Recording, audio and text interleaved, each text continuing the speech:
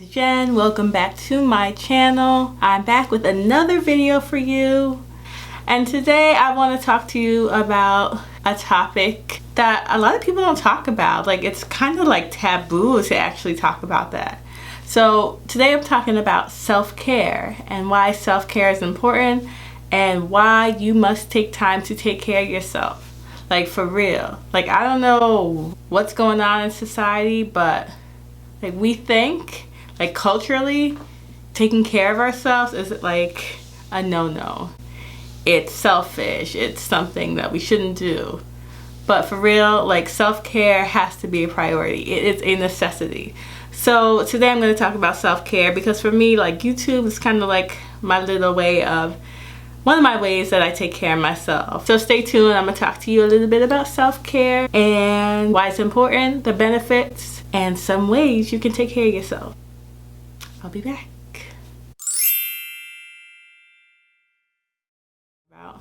I'm not a psychologist or a social worker or an expert in self-care. However, I think I'm qualified to talk about it because I am a big supporter of self-care. I take the time to practice self-care, and I also know what can happen if you don't take care of yourself. I want to share my knowledge with you in hopes that it will inspire you and make you really seriously think about calendaring out time for you. So self-care is really, it's like purposely things, activities that you do to take care of your mental, emotional, and physical self. And like I said, people think it's not important. They think it's selfish. You know, everybody has to come first, especially mothers, women. We put our kids first, you put your spouse first. But there is a reason why, if you've ever been on a plane, the stewardess, they say, you know, if a emergency happens and the oxygen mask deplete, please secure your mask first before you help someone else. So there's a reason for that. There's a reason why the Most High, he took a day to rest after he spent 6 days creating the world. You cannot give out what you don't have. If you're depleted, if you're constantly giving, there's nothing left to give, that's a no-no. That means you're totally depleted. And so what happens to us? We start to lose sleep. We stop eating.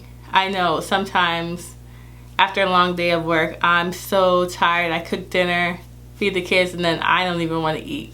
So we stop eating. Oftentimes we'll just like veg out on YouTube or Netflix or just lay in bed like sleeping. And that's not self-care. People are pulling at us for different needs, with different agendas, with different wants. And if we don't take care of ourselves, what can happen? We start to get stressed out. We start to get overly emotional. We start to get anxious. And that's not good for us because depression, anxiety, you know, those things lead to hypertension. They lead to high blood pressure. A lot of our health issues that we have as a culture, they come from lack of rest. Is incredibly important, and taking care of ourselves is really important. I'm gonna say this. You have to put yourself first in order to be able to take care of anybody else. If you don't put yourself first, no one else will. We're not children anymore. So self-care is like our priority. If people will take, they'll want, you'll give, and then you've given it all and you have nothing left to give. Look around and see who's around you. Oftentimes the people that were there taking while you were giving, they're nowhere to be found. So you've given everything and you have nothing left for yourself. So you can't help anyone if you're not full.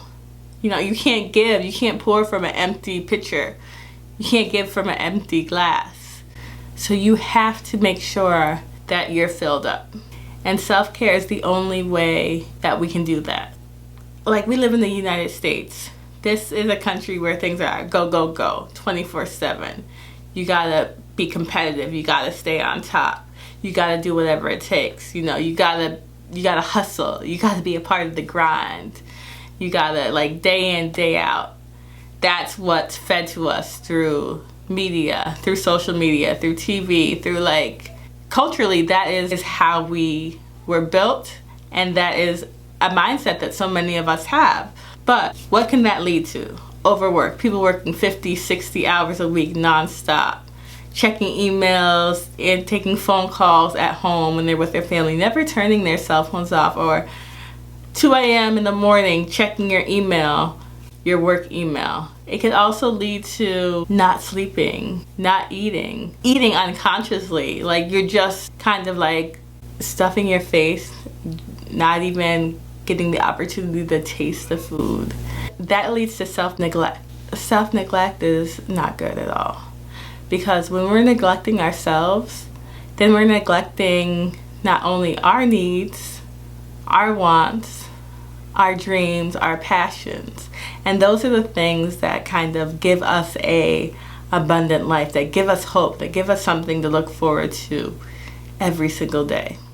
Self-neglect could also look like numbing yourself. So using drugs, using alcohol, using sex, using food as a way to kind of numb what's going on or not feel, because you're so exhausted and mentally spent focusing on like work and other people's needs. You use those things to kind of numb you so you don't have to feel pain, so you don't have to feel anything. It's like a little boost in endorphins to get you, it's like a fix to get you over, to get you to continue to be productive. For me, I remember my previous job, like toward the end of it, I was like constantly working because I was doing testing, I was doing evaluations, I was doing a lot of different things, and I was so like mentally spent, so exhausted. People would talk to me and like I wouldn't even be there. Like they would be like, "Are you okay? You know, what's going on?" And you know, when people say what's going on, do they really want to hear what's going on? When people say, "Are you okay?" do they really want to hear, you know, your list of things that you're worried about or everything that's going on? No. So you say, "Oh, I'm fine, everything's cool." But really, you haven't taken care of yourself. You're depleted, not taking vacation days, feeling bad about taking vacation days, feeling bad about taking sick days, feeling bad about, you know, resting. That's all a part of self-neglect, and that has to stop. So self-care is not just you lay back, Netflix and chilling, eating potato chips. It's something that you have to plan to do. So what could that look like? It could look like you planning to eat healthy. It could look like making sure you get 7 to 8 hours of sleep, because even though we're adults, we still need 7 to 8 hours of sleep. A lot of us going through the day on 3 and 4 hours of sleep, thinking that it'll be enough to get us by. Baby, sooner or later, it'll catch up on you. Self-care can also look like meditating, which is something I do a lot. Visualization, you heard me talk about that in my last video. I spend a lot of time like just visualizing and meditating and breathing. You could do yoga, exercise, journaling is really good self-care. And then there are things that you can do outside of yourself. So it could be something like going to the movies or spending time with family and friends, reading a good book, drinking a nice glass of wine, see a movie or spend the day at the spa, or even take like a solo trip somewhere, either a staycation or a vacation by yourself, just to rest, recuperate, get your thoughts back to where they need to be so that you can be productive in the space that you're in. And so then what happens when you take care of yourself? So you reduce anxiety, you reduce depression, you reduce all those health ailments that could come because of the stress balled up in your body. You can be more effective, you're more productive, you're more self-aware, you're able to have better relationships, and you're just effective in every area and every part of your life. Imagine running on like half a tank versus running on a full tank. You know, self-care fills you up. And I'm hearing, like, in my circle of people, so many of us, we're not doing that. We're not taking care of ourselves. We're looking at self-care as a reward, as like something we can do once we get something else done. But self-care is not a reward, guys. It's not something that you do just after you've done all the other things on your list. After you've checked all the boxes, then you can say, oh, yay, now it's my time for self-care. Nah. Self-care is a necessity. It's part of the process. It is a must-do at the top of your list. That's how it has to be in order for you to live your best life. It has to be like that in order for you to flourish. And that's what this life is about, being your best, flourishing, so you can leave a legacy, so you can help somebody be their best. And you can't do that empty. I want you to take some time this week and take care of yourself. And comment below with what you do to take care of yourself. Let me know, like, what is it that you do to fill your cup back up? Thank you for watching. I'll be back with another video for you very, very soon. But I wanted to give you that message that you have got to take care of yourself, because if you don't take care of yourself, there's no one else that will. It's not selfish.